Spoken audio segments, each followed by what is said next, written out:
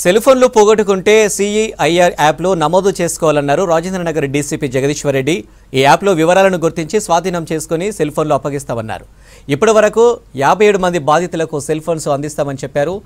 కేంద్ర టెలికాం సంస్థ తీసుకొచ్చిన సిఈఐఆర్ యాప్ను ప్రజలు సద్వినియోగం చేసుకోవాలన్నారు Jagadishwar Reddy.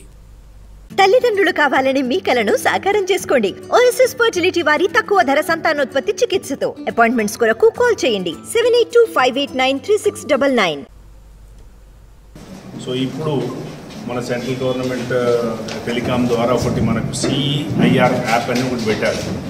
Central equipment identification register అనేది మనం ఎవరైనా కానీ ఇప్పుడు పిటిషనర్గా ఎవరైతే ఉంటారో పర్సన్ అతని మొబైల్ పోయి ఉంటుంది, లాస్ట్ అయి ఉండొచ్చు, లేకపోతే ఇంకెక్కడన్నా కూడా మిస్ప్లేస్ అయి ఉండొచ్చు.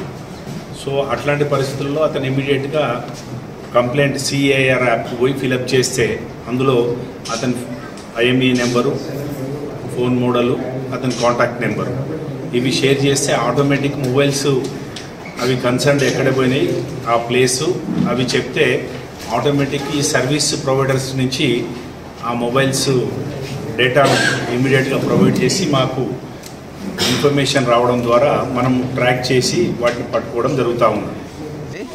నేను స్టేట్ బ్యాంక్ ఆఫ్ ఇండియాలో అసిస్టెంట్ జనరల్ మేనేజర్గా చేస్తాను. నా ఫోన్ పోయిన వెంటనే శంకర్రావు గారు, మహేందర్ గారు అని చెప్తుంటారు రైటర్స్ ఉండాలి రాజనగర్ పోలీస్ స్టేషన్లో ఇమీడియట్గా కంప్లైంట్ లాక్ చేశాను. చేసిన వెంటనే వాళ్ళ రిజిస్టర్లో కూడా ఫైల్ చేశారు. అంతేకాకుండా నాకు అదే రోజు చాలా కాన్ఫిడెన్స్ ఇచ్చారు. ఏంటంటే మీ ఫోన్ ఖచ్చితంగా మీకు దొరుకుతుంది, మీ అందుబాటులో మేము అందించే బాధ్యత మాదని చెప్పని నాకు దాదాపు ఒక 27-28 డేస్లోనే నా ఫోన్ అందించి శంకర్ గారు ఇమీడియట్గా అందించారు. రియల్లీ నాకు ఈ ఫోన్లో చాలా డాటా ఉండాలి, అఫీషియల్ డాటా ఉండాలి, స్టేట్మెంట్ డాటా ఉండాలి. ఈ ఫోన్ పోయే కొంచెం భయంగా కూడా ఉండాలి, ఎక్కడైనా డాటా మిస్యూజ్ అయిపోతుందేమో చెప్పని. కానీ అట్లా కాకుండా తొందరగా ట్రేస్ చేసి ఇచ్చారు.